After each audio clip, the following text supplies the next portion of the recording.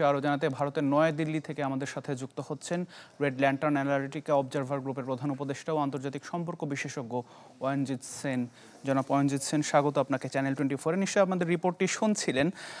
আমরা দেখলাম যে নেপালের অন্তর্বর্তী সরকারের প্রধানমন্ত্রী সুশীলা কার্কি ক্ষমতা নেওয়ার পর ভারতের প্রধানমন্ত্রী নরেন্দ্র মোদী তাকে শুভেচ্ছা জানিয়েছেন। কেমন হতে পারে ভারতের সাথে এই অন্তর্বর্তী সরকারের সম্পর্ক, কি মনে হয় আপনার কাছে?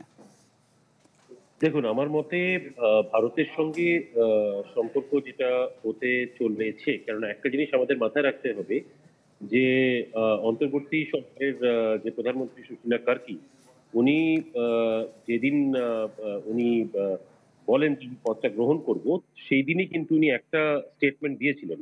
এবং সেই স্টেটমেন্টটা ছিল যে আমরা মানে উনি ভারতের সঙ্গে একটা ভালো সম্পর্ক সবসময় ওনার একটা বলবো যে ভালো সম্পর্ক করার ইঙ্গিতটা উনি দিয়েছিলেন, এবং সম্পর্কটা যথেষ্ট ভালো ছিলই।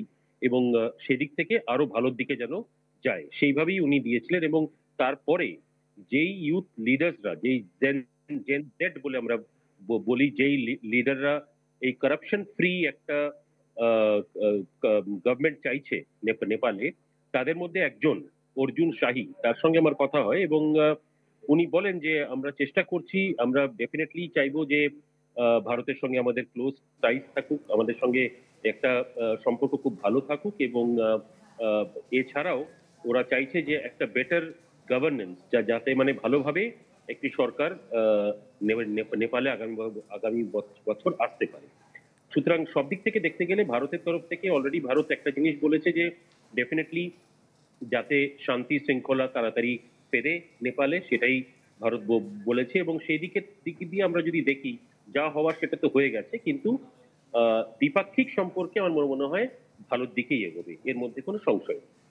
আরও একটি প্রতিবেশী নেপালের চীন, তাদের সাথে তো ভালো একটা সম্পর্ক।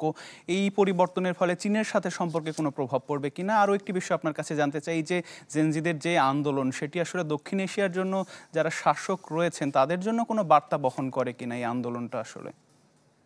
দেখুন, খুব সংক্ষেপে সংক্ষেপে আমি একটা জিনিস বলবো। এর আগের যে নেপালের প্রধানমন্ত্রী ছিলেন কেপি ওলি, ওনার যে পার্টিটা ছিল, যেটা ডেফিনেটলি কমিউনিস্ট পার্টি, সেটার সঙ্গে চীনের সম্পর্ক যথেষ্ট ভালো ছিল। এখন সুশীলা কার্কি উম, আহ, আসার পরেও চীন বলেছে যে চীনের সঙ্গে সম্পর্কটা ভালো রাখবে। চীন নেপালের সঙ্গে সম্পর্কটা ভালো ডেফিনেটলি রাখবে বলে বলেছে। এখন আপনি যে দ্বিতীয় প্রশ্নটা করেছিলেন যে এই জেন জেড এর একটা যে ট্রেন্ড শুরু হয়েছে দক্ষিণ এশিয়ায়, এটা কোনোভাবে আমার মনে হয়, দেখুন, জেন জেড এর ট্রেন্ড এটা অনেকেই বলছে, কিন্তু প্রত্যেকটা দেশে বিভিন্ন কারণে জিনিসটা হচ্ছে। নেপালে যেই কারণে হয়েছে সেটার মধ্যে আমি বলবো যেটা জেন জেড এর মতে, মানে সেই নেপালের ইয়াং লিডার্সদের মতে, যে কারাপশনটা খুব বেশি ভাবে বেড়ে গেছিল। এবং তার উপরে যেটি সত্যি প্রতিঘাত করে খুব তাড়াতাড়ি, সেটা হচ্ছে সোশ্যাল মিডিয়া ব্যান। সোশ্যাল মিডিয়ার উপরে যে অঙ্কুশটা লাগিয়ে দেওয়া হয়েছিল। তো এটা, নেপালটা একটা আলাদা জিনিস। এবং বাকি আমরা যদি এখন এটার মধ্যে আমি যদি কোনোভাবে বাংলাদেশকেও টানি, রিজন কিন্তু সম্পূর্ণভাবে আলাদা। সুতরাং এটা কোনো ট্রেন্ড হিসেবে দক্ষিণ এশিয়ায় কিন্তু দাঁড়াবে না।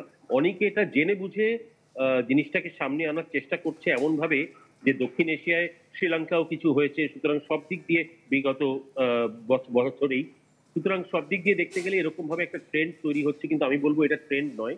প্রত্যেকটি দেশে আলাদা আলাদা কারণে এই ঘটনাগুলো ঘটছে। তবে যেটা একটাই কমন পয়েন্ট, সেটা হচ্ছে যে এটাতে ইয়াং লিডার্সরাই কিন্তু মেজর রোল প্লে করছে।